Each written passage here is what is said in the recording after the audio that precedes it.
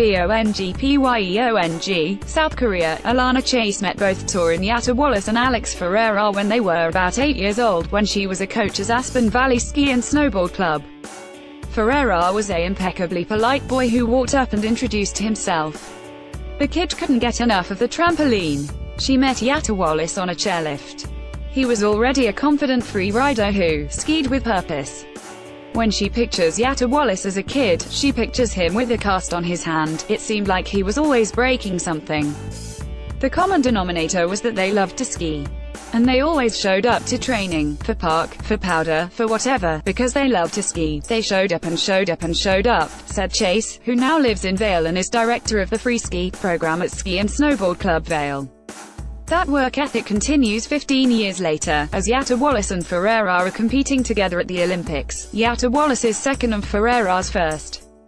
Chase remains their coach, and she is here at the Olympics, at the top of the pipe for the competitions, to provide support to the young men, who are both favorites to medal. She's the person that I find gives me the best advice and knows me well because we've worked so long together, Yatta Wallace said. Where, say, somebody else, maybe a coach, comes up to you to try and give you advice, she kind of knows the way I work where I go up to her to get advice. With Aaron Blunk, who attended Vail Ski and Snowboard Academy and was previously coached by Chase, Ferreira and Yatta Wallace going 1, 2, 3 in Tuesday's qualifying. Chase's coaching fingerprints are all over this ski halfpipe competition. Chase works in concert with the coaches on the US team. She's obviously an amazing coach.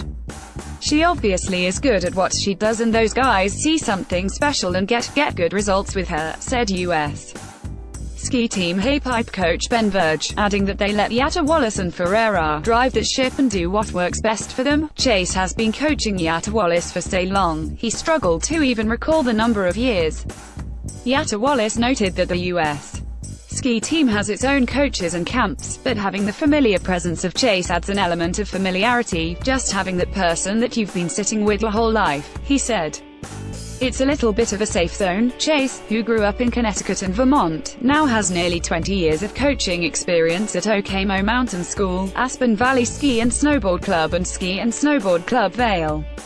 A former alpine skier at Montana State and moguls competitor with the U.S.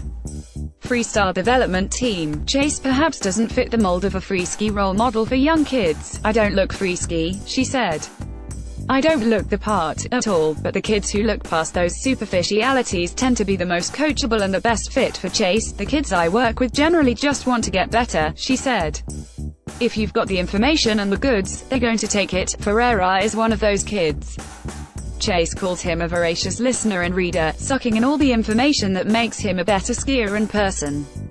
In the last 10 months, Ferreira has been on fire, with wins at Teens, France, Cardrona, New Zealand, and Utour in Breckenridge. He has landed on the podium at X Games in Aspen, Mammoth and Snowmass. He's a really fun and easygoing guy, but he's very calculated in the way he's approached the last 12 months, she said. Every minute of the day he knows what he's doing. It's all focus. Yatta Wallace failed to qualify for finals in Sochi, struggling with a collapsed lung and broken ribs. In 2015, he nearly died due to a rare bacterial infection, spending 10 days in a medically induced coma, but was able to come back and win Oslo X Games 2 months after being released from the hospital. His personal and professional challenges were recently documented in the film, Back to Life. Chase sees Yatta Wallace as a steely competitor who can look inside himself and bring out the best performances. I think what sets him apart and why all the competitors respect him is just how incredibly good he is under pressure, she said. How he's able to continually pull out performances year after year with adversities, or coming back from injuries, or whatever's going on. 15 years after she met them, Chase will be at the top of the halfpipe on Thursday, helping Yatta Wallace and Ferreira reach their dreams of an Olympic medal. No matter what happens, she won't linger here at the Olympics, the pinnacle of the sport.